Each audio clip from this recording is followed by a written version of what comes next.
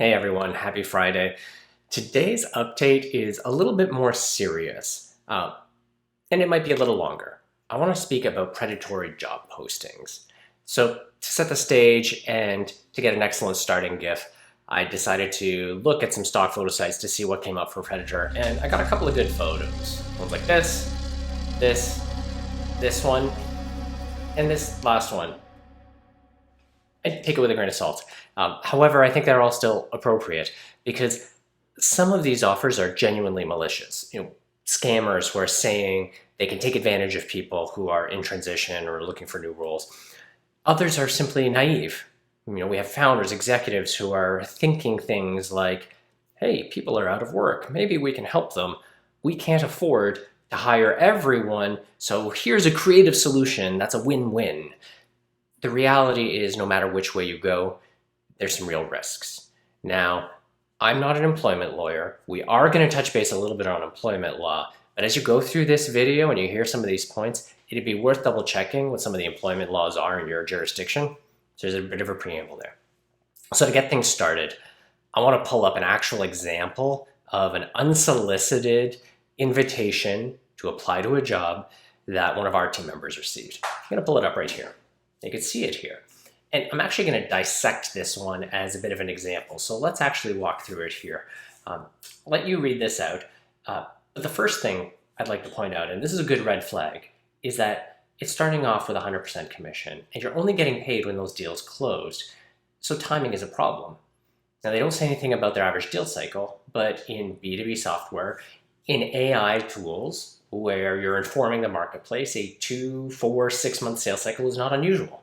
So if you think about spending your first month figuring out the ropes, and even if it's only a 2-month sales cycle, that means you're working for 3 months. You're incurring phone, internet, transportation, maybe other, even commuting fees without earning a penny. So you're really paying to work for them. So that's the first and the biggest challenge. The second thing is that it talks about 100% commission roll at the beginning, but then adding a base later on. That's a really big red flag. I'm going to discuss the structures of commission-only rolls a little bit later in this video. But a good way to think about it is a commission-only roll is either commission-only or it isn't. The fact that they're looking to transition, hey, let's start commission-only and then give you a base, is a pretty clear indicator that they expect a significant portion, if not a majority of the people who take on this role to fail. And they don't want to take on that risk of paying base salaries for people who aren't going to work out. So either they have a woefully inadequate onboarding process and they know people fail and kind of burn out, or there's really good reasons at the company why people don't stick around. Either way, this is not a good sign. Lastly, there's some very worrying ambiguity about control. So they're asking for leads, so like an SDR role, but they're only paying when those leads close. Who's doing the closing? Are they relying on someone else to close the deal? If it's a startup, they're probably looking at the founders or the head of sales. It's likely not this role. So what that means is they're putting the livelihood of a brand new hire on the closing ability of someone else who's detached from the urgency and the goals of that lead gen. There's so many signs that this company does not have their things together. Now, I've mentioned before how I sit in a number of CEO and peer groups, and we talk about these things, and I took this example and I shared it with a couple of groups to see what their reactions are. Because this video has my feedback and my reaction, but I wanted to double check my own feelings. I also wanted to see what I heard from others. And I'm going to read a couple of quotes here just so you could see how they've reacted. The first and the most civil, this reminds me of the start of my career. People advertising for commission-only salespeople and wording things in pretty slimy ways. Okay, fair, that's a little bit offside, but here's two others that honestly feel a little bit more aligned to my thoughts. The writers are either malicious or completely naive. Neither are good choices to go work with. And then this best one, I absolutely hate it. In my views, these are predatory. So again, as an employer, as a CEO, when you're hiring someone, what you're trading off on is the services they're providing, the compensation you're providing, And the uncertainty, the risk, are they going to succeed? That is a shared risk. If someone doesn't succeed in the role, they lose their employment. If someone doesn't succeed in the role, you've spent money. As an employer, that is part of the equation. Roles like this that push all the risk onto the shoulders of the recruit, of the employee, are not equitable. So be very thoughtful and be very cautious when you're taking a look at them. And if you're a startup and you're a founder and you're watching this video, please take this stuff to heart, because we're going to advise all of our recruits to look at these offers and these invitations very, very carefully, and you'll be in a better spot if you invest in your people. Now, as you're looking at these, every job offer has a different mix. You might have some jobs that maybe are entirely based. There is no commission because they're really early, or the role itself is 100% commission. Those are very real possibilities. The red flags aren't about it being commission only. It was all of those knock-on things.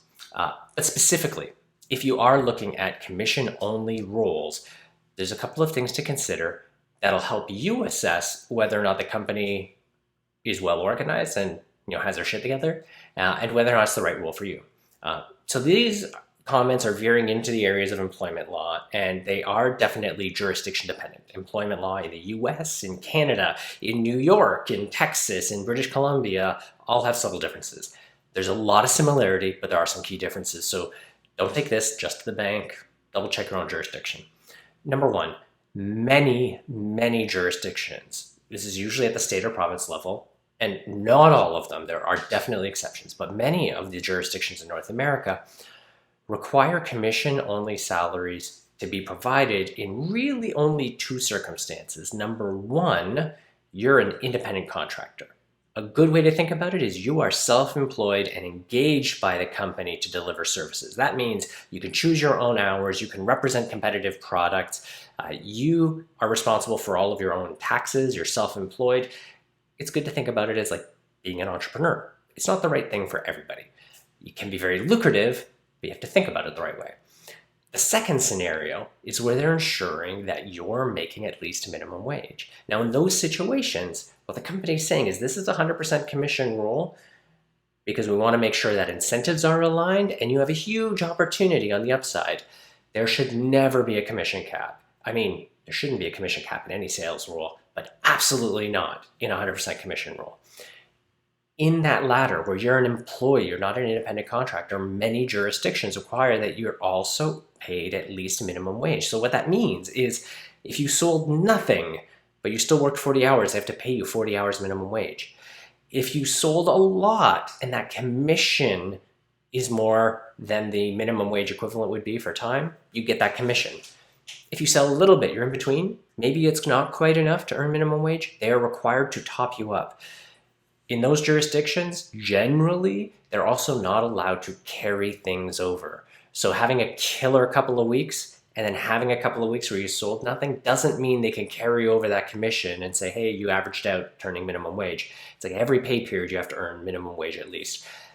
A lot of early stage employers in particular don't realize those requirements. And these are legislated requirements. We have employment law to protect people from malicious or naive or ignorant employers. So it's good to know the laws.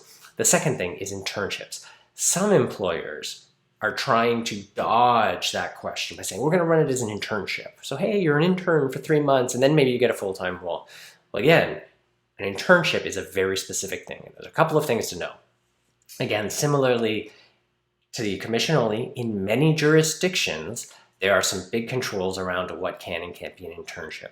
Specifically, a lot of these jurisdictions talk about unpaid internship.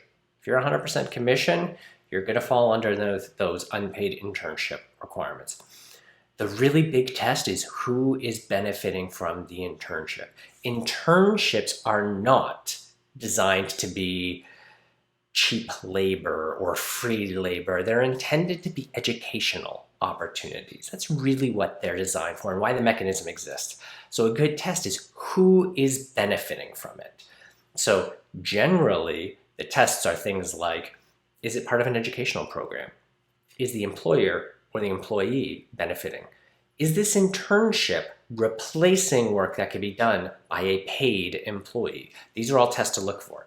So to give you one example, clear and obvious, a lot of engineering, a lot of software organizations bring on interns, unpaid interns, because the time, the energy to support, to train, to get those interns to a point of productivity is taxing on the overall engineering organization.